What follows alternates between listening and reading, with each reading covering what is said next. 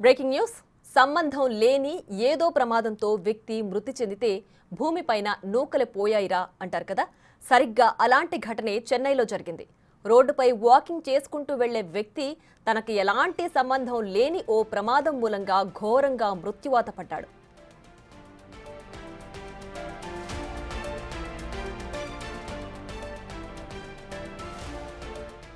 చెన్నై బెంగళూరు హైవేపై జరిగిన ఘోర రోడ్డు ప్రమాదంలో 10 మందికి పైగా తీవ్రంగా గాయపడగా ఓ పాదాచారి అక్కడికక్కడే ప్రాణాలు వదిలాడు. ఓ ప్రైవేటు కంపెనీ బస్సును వెనక నుంచి ఢీకొట్టింది లారీ. దీంతో సమీపంలో రోడ్డు క్రాస్ చేసే వ్యక్తిపైకి బస్సు దూసుకొచ్చి బలంగా ఢీకొట్టింది. బస్సు లారీ అతనిపైనే పడిపోయాయి. దీంతో బస్సు కింద పడ్డ పాదచారి అక్కడికక్కడే ప్రాణాలు వదిలాడు. 10 మందికి పైగా తీవ్రంగా గాయపడ్డారు.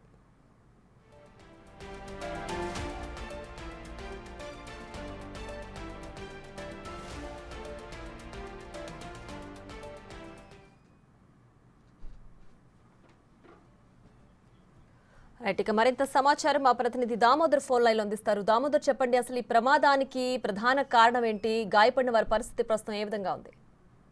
ఈరోజు తెల్లవారుజామున కంచి జిల్లా పెరంబదూరు పక్కన తాండలం సమీపంలో ఈ ప్రమాదం చోటు చేసుకుంది. బెంగళూరు చెన్నై జాతీయ రహదారిపై భారీ ట్రక్ అతి వేగంతో ఓ ప్రైవేట్ కంపెనీకి సంబంధించిన బస్సు రోడ్డు దాటుతుండగా ఆ బస్ ఏదైతే ట్రక్ ఆ బస్సును ఢీకొంది. ఈ ఘటనలో బెంగళూరు నుంచి వెళ్తున్న ఇన్నోవా కారును ప్రైవేట్ బస్సు ఢీకొనింది. ఏదైతే ప్రైవేట్ కంపెనీ బస్సును ట్రక్ ఢీకొనడంతో ఆ బస్సు వెళ్లి ఇన్నోవా కారును ఢీకొనింది. మొత్తం మీద ఈ ఘటనలో 10 మందికి పైగా తీవ్రంగా గాయపడ్డారు. అయితే అదే సమయంలో ఓ రోడ్డు వారుగా వాకింగ్ చేసుకుంటున్న ఓ వ్యక్తి మీదకి ఏదైతే ఈ ట్రక్ దూసుకురావడంతో అతను తీవ్రంగా గాయపడ్డారు. మొత్తం మీద ఈ ఘటనకు సంబంధించి డ్రైవర్ తో సహా 10 మందికి గాయాలయ్యాయి. రోడ్డు దాటుతున్న వ్యక్తి కూడా తీవ్రంగా గాయపడ్డాడు. అదేవిధంగా లారీ డ్రైవర్ ట్రక్ లో ఇరుక్కుపోయిన పరిస్థితి. మొత్తం మీద ఈ ఘటనకు సంబంధించి ఈ రోజు తెల్లవారుజామున ఈ ఘటన జరగడం, దానికి సంబంధించిన సీసీ ఫుటేజ్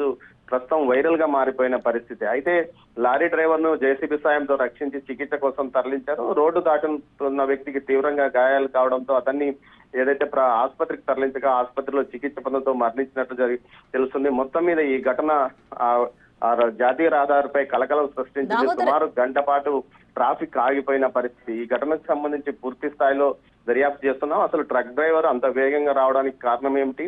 అదేవిధంగా కంపెనీ బస్సు రోడ్డు దాటుతున్న నేపథ్యంలో సిగ్నల్స్ కు సమీపంలో వెళ్ళాడా, లేకపోతే సిగ్నల్స్ పడకుండా వెళ్ళాడా అన్న కోణంలో కూడా పోలీసులు దర్యాప్తు చేస్తున్నారు. మొత్తం మీద అయితే ఇద్దరి నిర్లక్ష్య ఫలితంగా 10 మంది తీవ్రంగా గాయపడ్డారు. ఓ వ్యక్తి, అసలు సంబంధం లేని వ్యక్తి తెల్లవారుజామున వాకింగ్ చేస్తుండగా ఆ వ్యక్తి పైన ఈ ట్రక్ బస్సులోని దూసుకెళ్లడంతో ఆయన తీవ్రంగా గాయపడి ఆసుపత్రిలో మరణించిన ఘటన జరిగింది. ఒకేసారి 3 వాహనాలు ఢీకొనడంతో ప్రమాద తీవ్రత పెరిగింది. దీంతో పాటు పలువురు అనేక గాయాలు పాలయ్యారు. ఏదైతే బస్సులో ఉన్న ప్రైవేట్ కంపెనీ ఉద్యోగులే తీవ్రంగా గాయపడినట్లు తెలుస్తుంది. ఈ ఘటనకు సంబంధించి చెప్పండి. రైట్, ఈ ప్రమాదం అసలు ఏ సమయంలో జరిగింది?